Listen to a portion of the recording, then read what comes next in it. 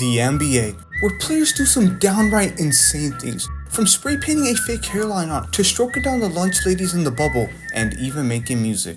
But this is the remix with Stephen Curry. You should probably not quit your day job. Now, as bad as those things are, they don't even come close to what Morant's done. From bullying a kid because he wore the other team's jersey, another time threatening a kid's life at a volleyball game, and even threatening another kid's life? All because he didn't have the right shoe size. This was just the beginning of Ja's rigmarole, as he even got into beefs with the NBA's biggest stars. From his run-ins with LeBron James, where it got physical, to the time where he even found a way to beef with Steph Curry, who doesn't even get mad at his wife for cooking him mayonnaise sandwiches, yet Morant still found a way to piss him off. Ja's the league's biggest YN, the Pooh Shiesty of the NBA. In fact, he even wore a black mask one time because it reminded him of a shiesty. All these things were about him getting blackballed by the NBA. But they forgot about two things: his big black balls, as he torched the league. In just his first few seasons, he was doing things we'd never seen before. Highlight after highlight, play after play, just constantly eating our asses out on live television. And all the success is because of a bag of Doritos in one of the most bizarre stories that changed his life forever. In fact, it's so preposterous that many refuse to even believe it happened. During high school, Morant dominated, averaging 27 points, 8 rebounds, 8 assists. Normally, this would draw the interest from the likes of Duke, Kentucky, and whatnot. For some reason, that didn't happen. In fact, he had 0 offers coming out of high school, which was sad, because even guys like Rick Ross had offers from schools. And just like Rick Ross, Murray State head coach got hungry while he was out recruiting. He was at a basketball tournament checking out some high school kids. No did he. When he went to go order a bag of Doritos, and that's when it happened. Because he noticed Ja playing. After only a few minutes of watching him play, he knew he had just discovered a generational player. He wasn't even there for Morant. He had no idea he even existed. Just happened to stumble upon him and ended up recruiting him. The rest was history. Life for Morant was amazing. He was playing college ball after being discovered in the most impossible way. Even his dad did the impossible and came back home after getting milk. And it gets better, because then he got drafted to the NBA. I'm not even finished yet, because it gets even better for him. Not only did he get drafted to the NBA, he wasn't a scrub-like thesis statement or anything. Nah, he was an absolute star. Ja instantly started dominating, becoming the face of the league, possible future MVP then. I guess God really does have his favorites. As good as it all was, there was a problem, as it all quickly took a dark turn where scandal after scandal followed Morant. He started hustling backwards and trying to make it out of the gated community. As a rookie, Morant set the NBA world on fire. He recorded triple-doubles, hit game winners, all leading him to not only getting selected to the Rising Stars game, but even winning Rookie of the Year. The next season, even more success. He was an all-star, an all-NBA player, and even led the Grizzlies to their first division title in franchise history. The entire basketball world was hooked as Morant took the league over. But that all changed on March 4th. Photos were leaked of Morant dribbling and drooling over strippers, resulting in league-wide outrage. Which honestly wasn't even fair though, because Harden goes to strip clubs all the time. Heck, he even has his jersey retired at one, yet no one tells him anything. Despite the backlash, Morant didn't care, as this was just the beginning. 2 days later, he visited the same club again, but this time he decided to go on live and make the disastrous mistake of flashing his gun. News broke and the NBA was now investigating him. The live had sparked a public firestorm around the league. This resulted in him getting banned for 8 games. And we were over here comparing him to the next D. Rose or Wall. Whole time he's trying to be the next King Von. Come on, Morant, lock in. You better get the Grizzlies hit with a RICO case.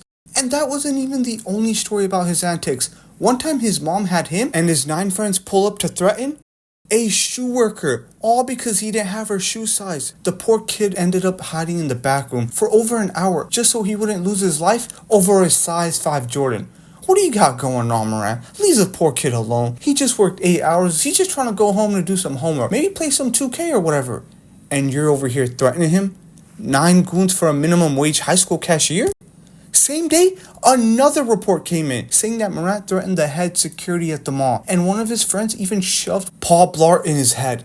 And that wasn't even the only family member he almost caught a body for, as his goons pulled up to a volleyball game. After a kid had called Ja's sister a B, he showed up with his boy band again to confront her. Because of all these antics, the target on Morant's back got even bigger. After someone on Twitter called him Ussy Whip, Morant responded by saying, "It's free to see how hollows feel." For all of you who grew up with both parents, halts are a type of bullet. While those teenagers were able to get away, the next one unfortunately wasn't as lucky. In a pickup game versus a 17-year-old, things got heated to the point where Morant started punching him in his head. The teen even later reported that after getting his face dribbled, Morant came back with a gun. And you see, this is why I don't even play pickup basketball anymore. There's people ready to lose their life over this. And for what? A basketball game? A pickup one at that? Like, I promise it's not that deep, bro. I promise it's not. None of us are making the league. We just trying to relax, have fun, escape our annoying girls or whatever else. And you over here pulling out guns? You want the foul? You got it, bro. Ja Morant's a moron. And no disrespect. I'm not trying to sit up here and insult anyone else because I'm an idiot myself. But holy, he's a different breed of special. My man grew up with both parents, lived in a nice house, is in the NBA. Yet he's over here trying to be Foot Locker's most wanted? But he grew up in a 7-bedroom house and thinks he's a gangster, which was made even more apparent on this day. The Grizzlies were facing off against the Pacers when Morant got into it with a player. Then the game was halted. One of Ja's friends actually walked out onto the court. He started yelling at the Pacers player, eventually leading to his ejection. It escalated even more after the game when Morant's friends walked up to the Pacers team bus and started yelling some more. But this was just Morant. People were used to this shenanigans by now. This is nothing new. Well, except for what took place after, which was something no one saw coming. The Pacers hopped onto their team bus when allegedly a SUV started approaching them slowly.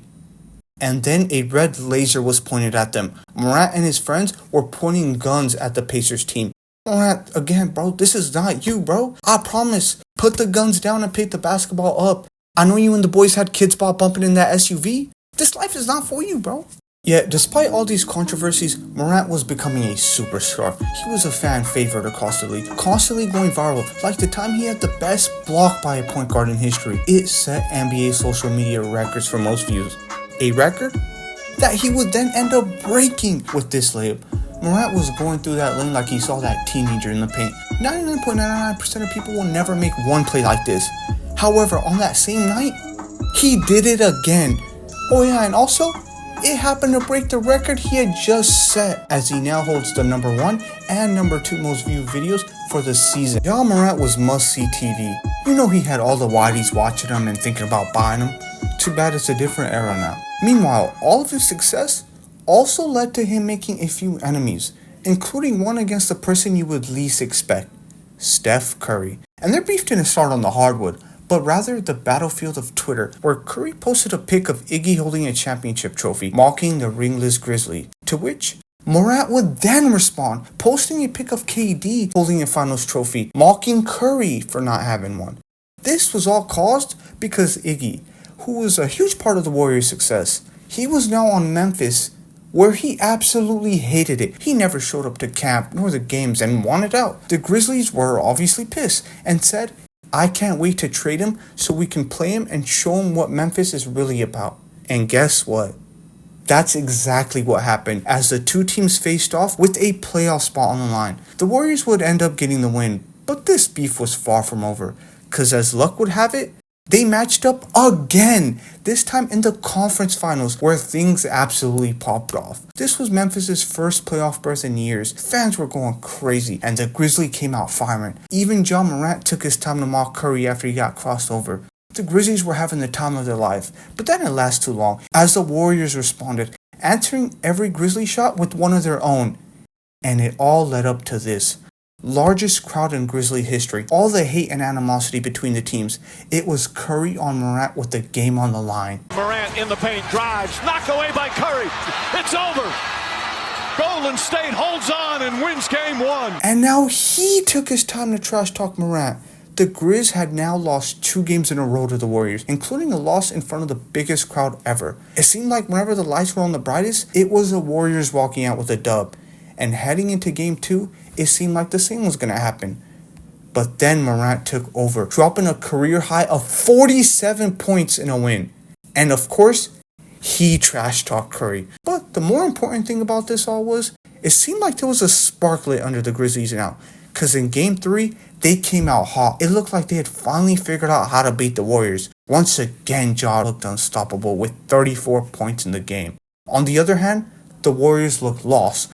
All momentum had shifted and was now on the Grizzlies side. That was until tragedy struck.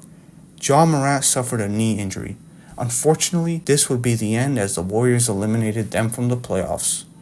Or so we thought, cause their beef got more intense after the series was over. Golden State went on to win the finals, but even on the brightest stage, the Grizzlies still came to mind. After winning, Klay Thompson called Jaren Jackson a bum and a clown. Morant quickly chimed in on Twitter by saying this, which led to Draymond responding back with a tweet of his own. Of course, the Grizzlies wanted revenge, and despite the injury, the city of Memphis had a lot of hope coming into next season. They had a young star on their hands. Ja was the only Grizzlies player in history with a 45-point game.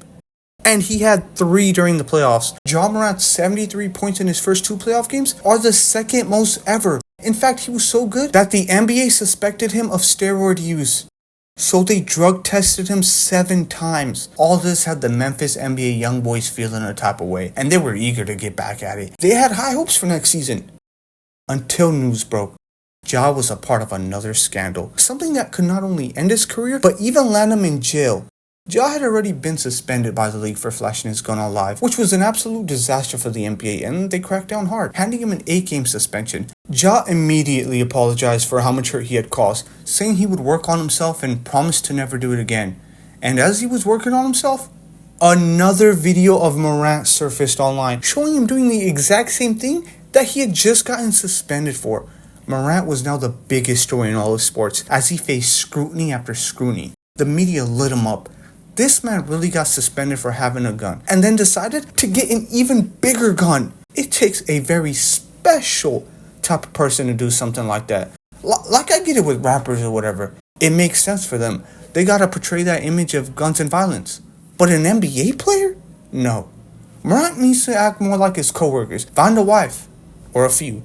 Get like 10 baby mamas or something. Heck, spend some more time with your family. Actually, don't do that. Just do anything besides becoming the chief keef of the NBA. The league had no choice but to suspend him for 25 games. Which, honestly, if you think about it, it's kind of crazy. Because Kyrie got a longer suspension for just sharing a link. As devastating and career-threatening as that was, it still didn't slow down Morant. Because like he did so many times in the past, he came back even better. This time was a message to prove, constantly making headlines, going viral. And this time, it was because of his shooting on the court.